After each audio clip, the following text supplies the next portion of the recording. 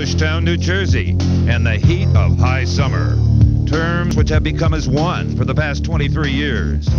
By the sweat of your brow is given a new meaning here each July. There is no room for the dilettante, for those who place comfort above achievement. But this year, under the cooling light of a nearly full moon, it was the evening shadows that held the magic. First came young Pat Austin, edging to the starting line for his final qualifying attempt. He and his machine were up to the challenge as they assumed the #1 position with a 4.91 second elapsed time. Understandably pleased, Pat was nevertheless realistic. There's still some good cars left to go. Let's hope we keep it. If Austin ever leaves drag racing, he might consider fortune telling. For the next man up was Kenny Bernstein, the only driver to have exceeded the 300-mile-an-hour barrier. That done last March in Florida. Last night saw the second ever such run, plus the lowering of the #1 position to 4.88. The ET was impressive, but it was the blistering speed that fired the crowd's imagination and Kenny's reaction. 300 miles. Yeah, all right, fantastic. Oh, I was hoping, and we were all hoping, especially Dale and Wes and the team. That's great. That's outstanding. We've been wanting to do this since Gainesville, believe me. But this is a sport of quickness, not speed. And the last man to reach for the ring well understood that. Ed McCullough charged through the darkness. And in so doing, he set yet another and final low ET, 4.85. Everybody's been working real hard. You know, we're just proud as punch to have the McDonald's car on the pole here. We're proud of you. And thank you. We love it. So the fields were set. Racers and spectators alike have now turned their attention to daylight competition at the NHRA Mopar Parts Summer Nationals, presented today on NBC Sports World.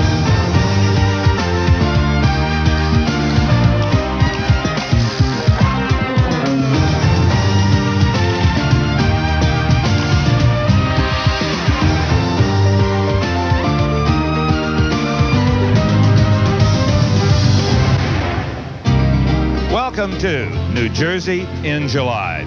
That fan feels pretty good, even though we are getting a bit of a break in the weather. Hello, everyone. I'm Steve Evans. It's not 95. It's only 85 today. The humidity down to a dry 88%. So it's not San Diego. We'll take it.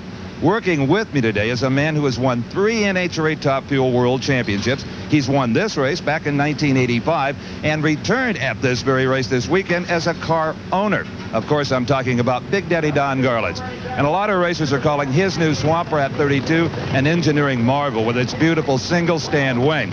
Car ran pretty good, too. He and driver Bruce Larson qualified well, but earlier today, they got sacked by world record holder Eddie Hill. But Big Daddy took defeat as a car owner a lot better than he ever did as a driver. Maybe it's because he has his day job to fall back on. Well, Don, you were looking forward to working with a torque wrench in one hand and an NBC mic in the other. Just have to settle for the mic, I guess. That's going to be it, Steve. The mic's going to be. We're real happy with the way the car run, and we think it'll be doing better in the future. Well, you'll be interviewing crew chiefs today. Maybe you can pick their brains for some speed secrets, huh? You bet. See you then. They're not about to tell him everything. Well, without any further ado, let's join up with Big Daddy Don Garlits. He's finally got on the right shirt. Well, Steve, it's this track surface that made me so happy when I was wearing that other shirt. But you know, this track has made a lot of drivers happy over the years, including myself back in 1986 when I became the first official NHRA record holder of over 270 miles an hour right here. Last night, no exception. The cold air came in from the ocean. The track was biting. The tuners, the crew chiefs, the drivers, they could make no mistakes. But you know, a situation like that can be dangerous on race day, especially like today. Hot, humid, getting hotter every round. The drivers and the tuners are going to have to be very careful. And to win here today, you're going to either have to be a mechanical genius or have one great big bag of tricks. Well, here's a young man, Scott Colletta, who's hoping he's got both of those. We're in round 2 of Top Fuel action, and he has the dubious honor of racing that #1 qualifier from last night, Ed McCullough. And he has got a bag of tricks. A 485 is nothing to be sneezed at any racetrack. But as you explained earlier, today is a whole different set of circumstances. Now, the Summer Nationals marks the midway point in the 18-race NHRA Winston Championship season. So let's check in on the Top Fuel full points. Kenny Bernstein leading Joe Amato by a little over 500, followed by Prudhomme, Austin, and Hill. They're a lot closer than they might seem, though, because every round of racing is worth 200 points. There's bonuses for qualifying and setting records, but basically it's 200 points a round. Ed McCullough, you didn't see him in the top 5. That's because he's clear back in 8th place, Big Daddy. So far, a disappointing season. Yes, sir, and he wants to make it up today, and he's got a really good chance. Yep, Ed McCullough, his first season in a top fuel car after 20 years in a funny car. Scott Coletta, he has bounced back and forth from the family funny car to the top fuel dragster. Still hasn't hit his 30th birthday. Ed McCullough, the big 5-0 last year. So it's Coletta in the near lane, hoping for the upset over the quickest car of this entire Summer Nationals event, Ed McCullough.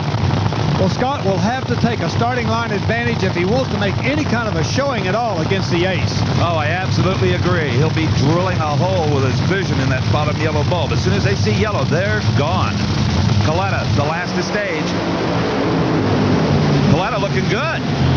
Coletta could no. Ed McCullough has the performance on the other end of the racetrack of 496 at 287. Defeats a 503 at 283. But it was a lot closer than the numbers indicate because Scott Coletta did get that starting line advantage, just not quite enough.